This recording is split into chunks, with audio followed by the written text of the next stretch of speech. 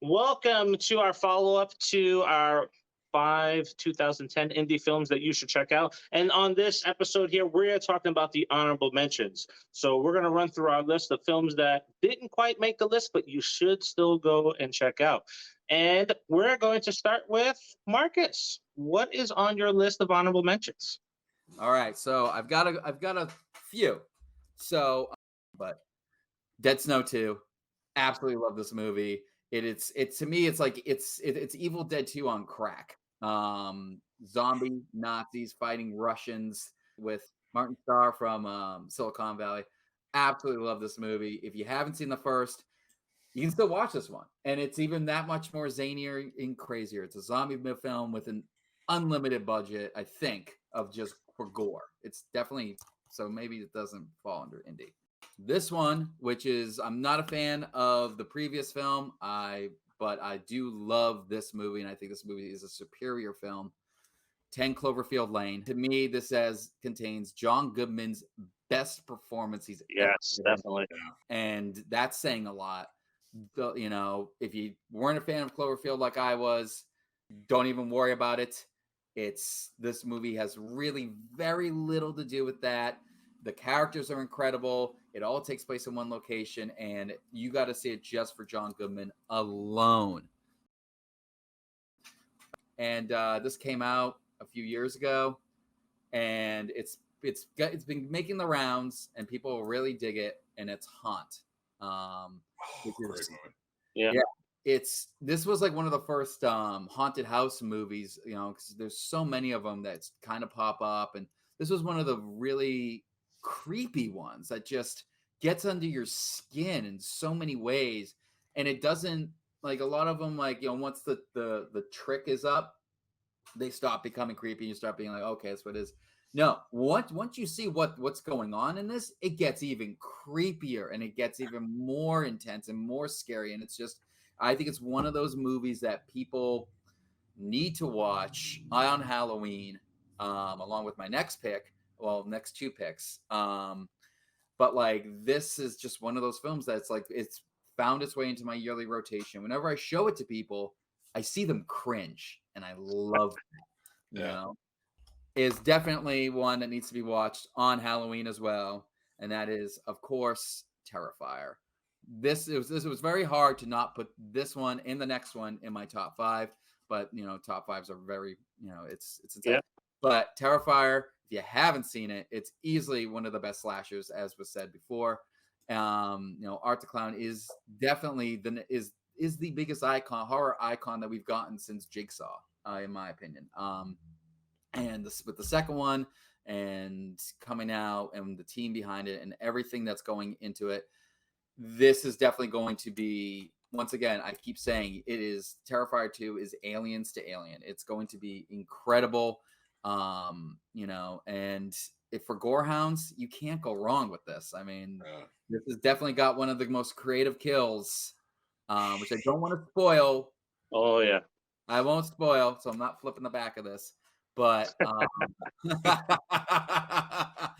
and then the next one is also one that's found its way into my yearly rotation ever since I saw it in the theaters, supporting my friends that made it. And it's a horror comedy that I really think definitely is going to eventually catch on, and people are going to look at this and realize how great of a film it is, and it's Abnormal Attraction. It's hilarious. The way that it interweaves the stories of monsters and humans kind of living, together, but they're not because they hate each other and everything else. And not for nothing, the cast alone is just incredible. You got Malcolm McDowell, Bruce Davison. You've got the late Gilbert Gottfried, Leslie Easterbrook. The cast just goes on and on and on and on. But Abnormal Attraction, if you haven't seen it, check it out. Add this in, throw this on, as a double feature with like Tucker and Dale versus Evil. This is a great comedy that definitely needs to get out there and seen. And they really, really killed it with this one. Because it'll probably shock everybody. This one, Bloodfest. Nice. I watched this movie blind. I got it for $1, and I couldn't Wow. believe how much I absolutely loved it. It's just a fun movie, and it actually has the kid from Peter Parker's. Ned from the Spider-Man movies. Yeah. Yeah, it's him before he was in those movies, and and I'm was a fan of the OC, shockingly. And it's got Tate Donovan in it. So yes, but Bloodfest, really cool film. Definitely something that you should check out. And for $1, you really can't go wrong. Bloodfest was one of those ones that it came out the same year as Hellfest, which was a more serious movie that takes place in like a theme park Halloween attraction as well. And I liked Hellfest when it came out. I still do. I kind of like that, but I Bloodfest have really turned around on it. I just think it is a really fun, underrated movie. No, yeah, I have to agree with you there, Mick. Definitely great description of the two movies. Like, I saw Hellfest first. I loved Hellfest. Then I went and saw Bloodfest at home, and it's like, oh, this is an amazing film. Yeah, it shocked me. I couldn't believe how entertained I was, because I was like, I get some of these movies like for $1, and I watch, and I'm like, oh yeah, there's a reason you're in this dollar bargain bin. And this one, I'm like, how did this not catch on? How did it not get out there? How was it not more well known? And to me, I don't know. I always recommend it, and I might just do screenings of it. I don't know. But now we get into the last two. This film, the only reason it was not in my top 5 is because I did not kind of consider it to be an indie. But this is easily the greatest zombie film, I would say, probably of the past 20 years. Okay, that is Train to Busan. Yes, definitely. This film is a perfect movie. I cannot believe they're remaking it. There's no need to remake it. It is just such a powerhouse of just emotion and characters and creative ways to implement the zombies, and that I've yet to see any of the sequels or any of the spin-offs, because this film is so perfect. It's hard for me to watch it and not just go crazy with it. You know what I mean? Like, and not like be moved or just destroyed with the third act. If you have not seen Train to Busan, see this film. Stop what you're doing. See Train to Busan. I hate this glare. This glare is killing me. I will tell you this, Marcus, right? Peninsula, don't bother with it. Now, Train to Busan is so good, and Peninsula is so bad, but Peninsula doesn't bring down the first film at all. So you don't need to see anything else. Just stick with that movie. Like you said, it's raw emotion, and probably next to Night of the Living Dead Part 1, it is probably the best zombie film that's out there. Arguably, yes. 100%.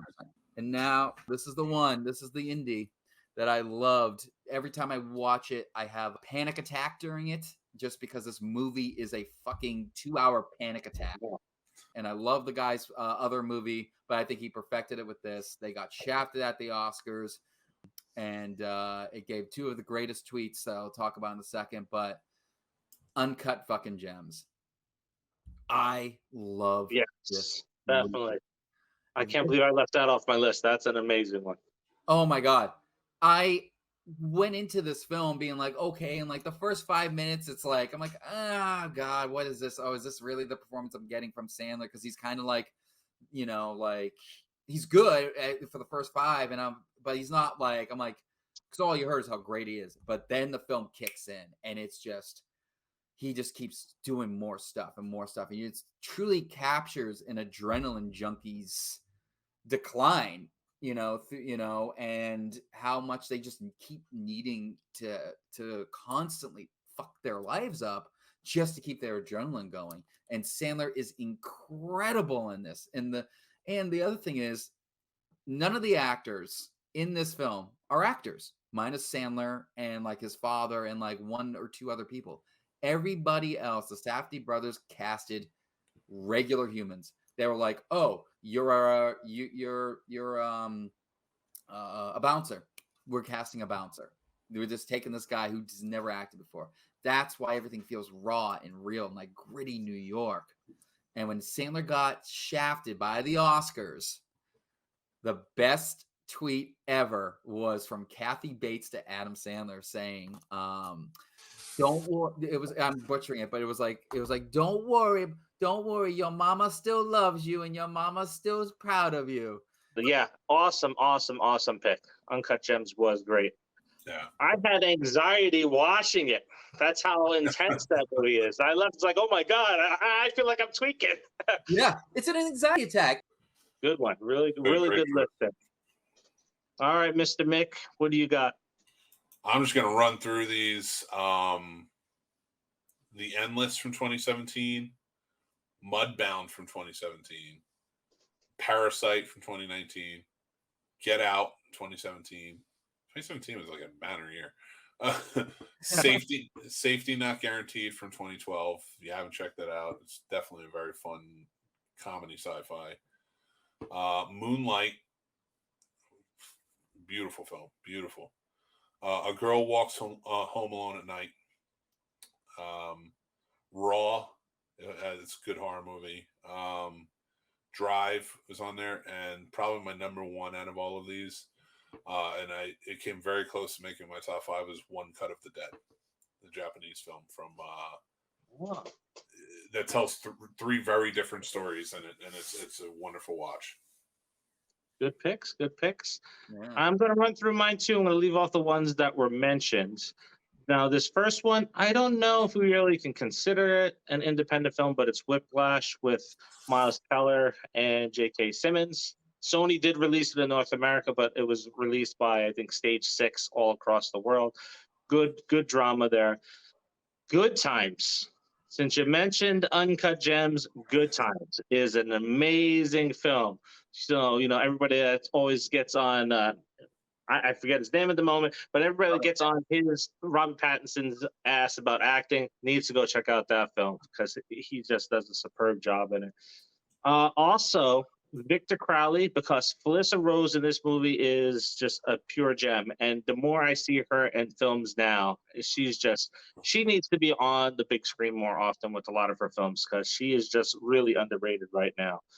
I have on my list Insidious, which was an independent film, a bigger one of them. I think it kind of really got the paranormal movies going again. Now, for you, Marcus, because you like Last Night in Soho so much, first time I really seen all those colors and effects tossed in a movie was Glenn Payne's Driven. So he was our director guest on the first season. Go check that out. It's with Richard Sprayt. It's really only 3 character driven in the movie. It's just so fun to watch. Driven. Gotcha. I'm definitely gonna check that out. Yeah, that's on Amazon Prime right now. But it's fun all the way through the end. In fact, before I ever got into Indiegogo films and stuff like that, he still had stuff left over from that. So I have a bunch of storyboards from that movie that I bought from him. But that movie is just a great movie. Richard Sprayt's really entertaining. And Glenn Payne did an amazing job directing that. And then not really a number one of all of this, but Lady Bird was really good too. That came out. I don't know if anybody saw that one, but that's the next one. Yeah. All right. So there you have it, everybody. That is our honorable mentions for the 5 independent films that you should check out for the 2010s. So with me again is Marcus, our co-host Mick. Thank you. And until the next episode, see you.